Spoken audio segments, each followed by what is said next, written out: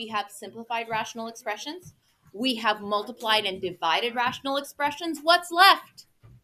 Adding and subtracting. And even though it seems so simple, adding and subtracting fractions is much harder than multiplying and dividing fractions.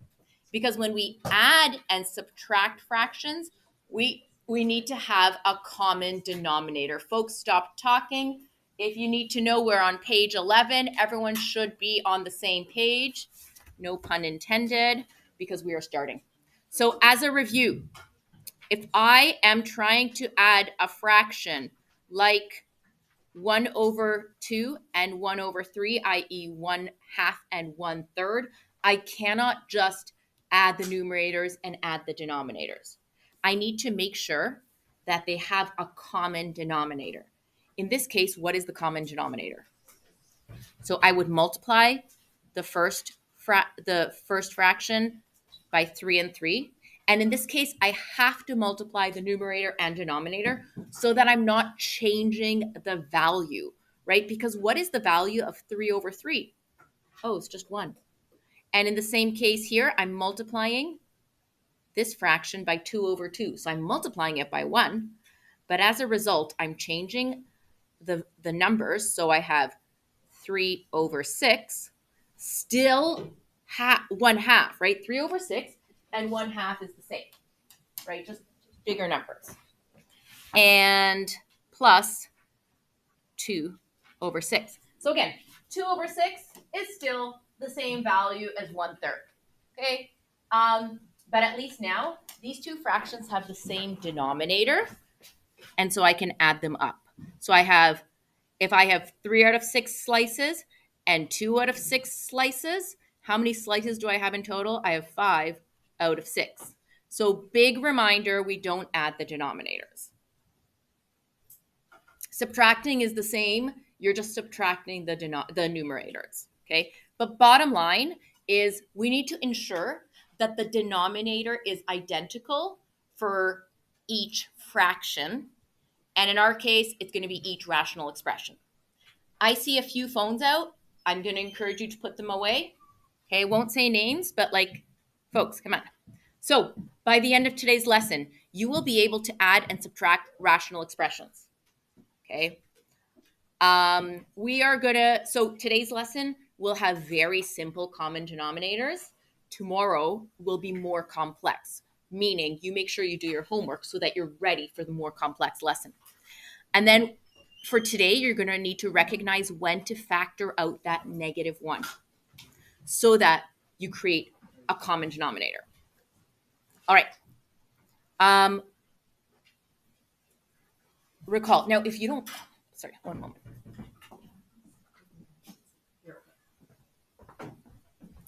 All right.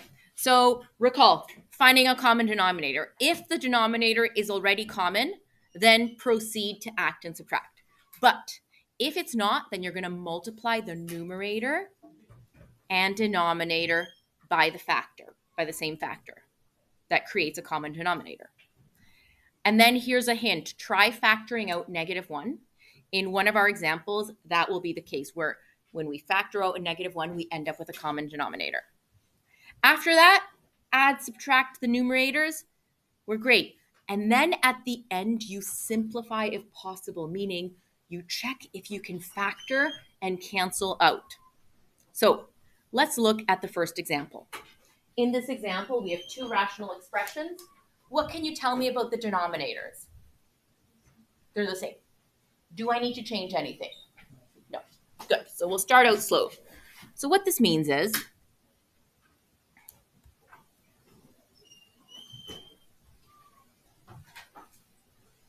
we now just add, or sorry, we're not adding. We're subtracting the two numerators. Notice that I added brackets so that I don't forget to distribute the negative into the second binomial, right? That would be a common mistake. So common that I want to show you because it's a wonderful mistake. Mistake alert. We're going to learn so much from our mistake. mistake. You don't have to write the mistakes down. If you like to, great.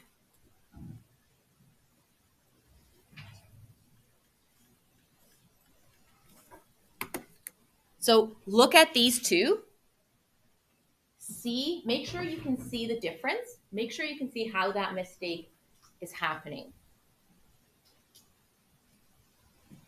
So when I'm not including brackets, the 1 ends up being negative.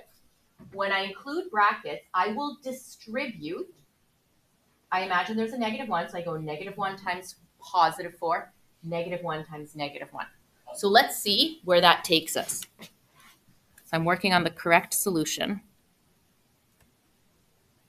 with x plus 2 in the denominator. Now I'm just going to simplify for now, meaning get rid of the brackets. And so if you want to, I'll write just a 1 here. So I'm like, oh yeah, there's a 1. And I'm distributing that -1, giving me -4x plus 1.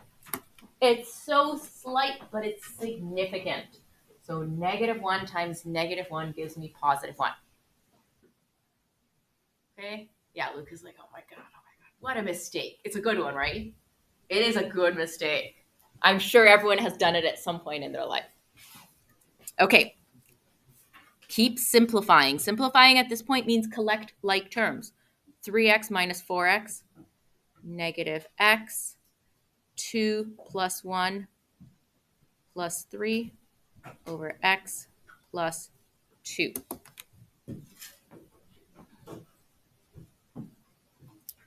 And so I ask myself, have I simplified enough? In the back. Have I simplified enough? Okay, yeah, there's not much I can do, right? I guess I could factor out that -1 in the numerator, but there's no difference there. So let's state restrictions such that x cannot equal what? Yeah, not 2. Yeah, great, that's it.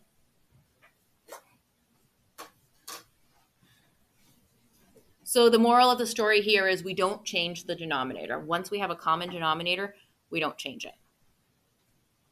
Okay, so let's look at a problem where we have numerical denominators and they are not identical.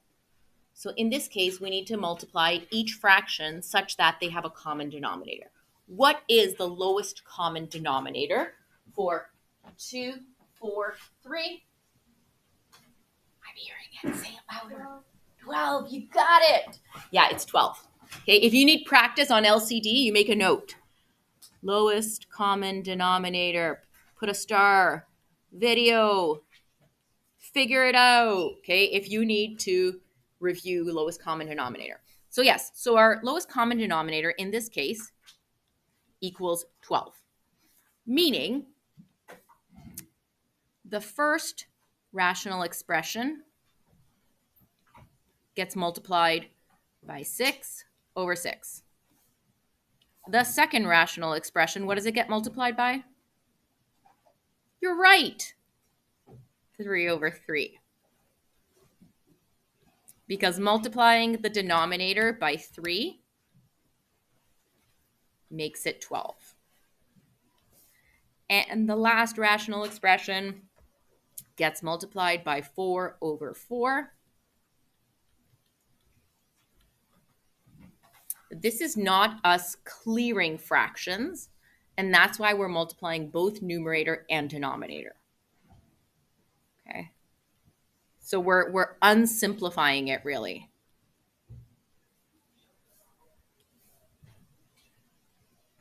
Now watch, I've got -3 times 2x minus 3 times -1. Right, so I've got -6x plus 3. And then 4 times x is plus 4x. And all of that is over a common denominator of 12.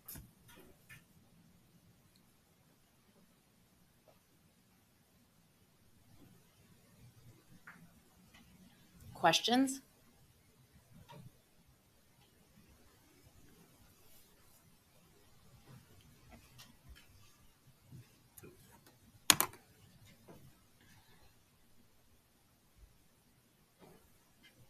All right, CLT, collect like terms. Okay, so I've got 6x and 6x canceling out. They equal to 0. So that gives me 4x.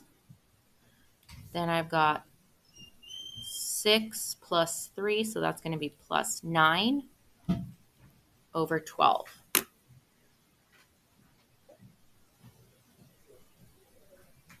And at this point, I will check. Can you see? You're squinting your eyes a bit.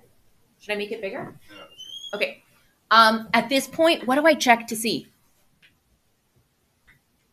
Yeah. What do I check?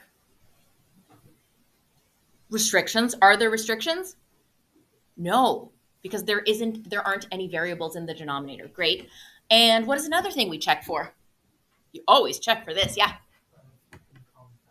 That's right. If I can do any kind of factoring, but in this case, I'd be looking, is there a common factor? There isn't. Okay, but if it was 2, then I could simplify the fraction even further. So in this case, you don't have to write anything. Like, you don't have to say no restrictions. You can, but there just are no restrictions. Okay, so the moral of this, the point of this question was to show how to multiply each rational expression with a different fraction to achieve a common denominator. Last question for the day.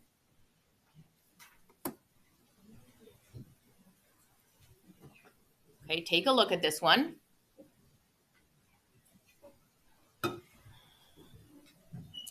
And talk to your partner about what would be the first step here, or what's the approach, or how do we do this?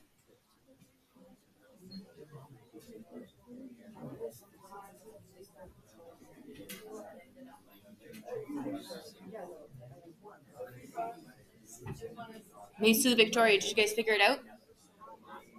What's the next step? Talk to your partner about it. Ilian, did your partner have a good idea? Yeah? He got it, right? Yeah, I know. You've got a brilliant partner there. All right. Sam, did your partner have a good idea? Did you folks have a good idea? Okay, what was it? No, I want you to say it. Okay. So the reason why is when we're talking, we're really listening. And if what your partner is saying doesn't make sense, you ask questions, right? It's not just, folks, I'm not teaching you to passively communicate, meaning someone says something, it goes one out in one ear, out the other. No, you're listening, you're absorbing, you're actively listening. Okay? Kiara, did you folks have a solution or an idea of what would be the first step? Yeah, you would have to calculate the -4 or 1. Beautiful. Out of where? Mesu, out of where are we factoring the -1? Which one? It actually doesn't matter, right? Does it matter which denominator? No. If I factor out a -1, we end up with the same. But if I factor it out of the second denominator, it looks a bit more pretty. So watch this. So we'll leave the first rational expression as is. And then for the second rational expression, I'm going to take an extra step.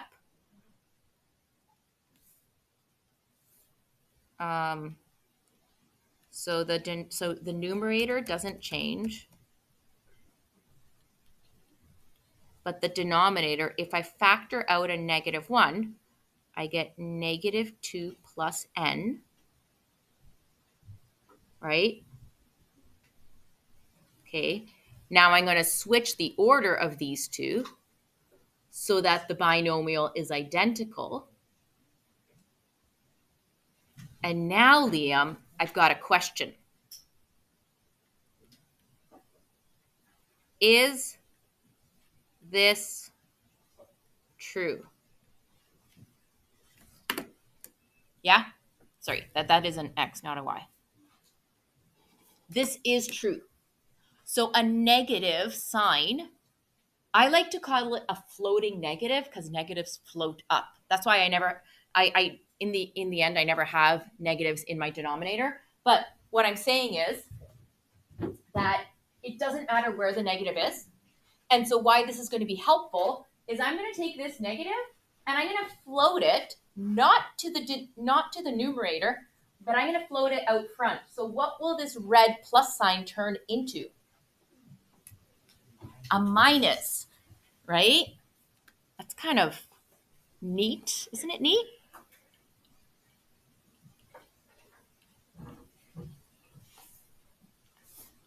So the plus turns into a minus.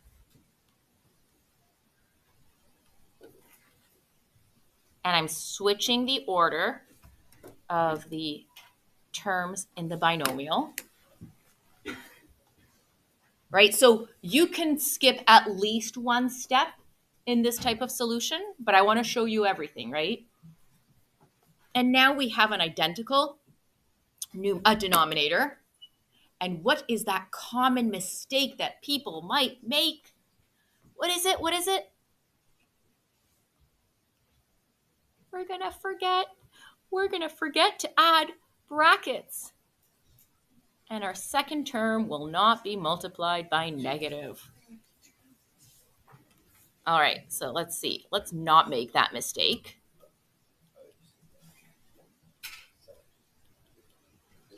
So the n plus 8 does not have to be in brackets. I just think it looks really professional and mathematical. It's the second term that is critical to have in brackets, or you skip this step, but you remember to immediately distribute that negative to both terms, right? So you can skip this step provided that your next step will look the same as mine. So we've got n minus 2, and we've got n plus 8 minus 3n plus 4, right? It's that plus 4 minus 4 that will be that common mistake in this type of question. Okay, and where do we end off? We've got negative 2n plus 12 over n minus 2. And so in this case, there's a bit of ambiguity, right? Students might say, do you want it fully factored or should I keep it in this form? Okay, at this point, I don't care. But what is, if I were to factor it, what would I find? There's a common factor in the numerator, right? So you could say this, or you could leave it as negative 2 n minus 6 over n minus 2. And I would say it is very good practice to do this, just in case the numerator and the denominator can be canceled out, right? Wouldn't that be so cool if you could cross them out and just have like an integer as your solution? That would be pretty cool. And what am I forgetting? You got it. N cannot be equal to what? 2. And I check. Is there anything else? Well, how about this one? How about this binomial? Negative 2 plus n cannot be equal to 0. What's the restriction on that? It's still positive 2, right? So we really only have one restriction. Questions? Yeah. What about like before you factor out the negative 1?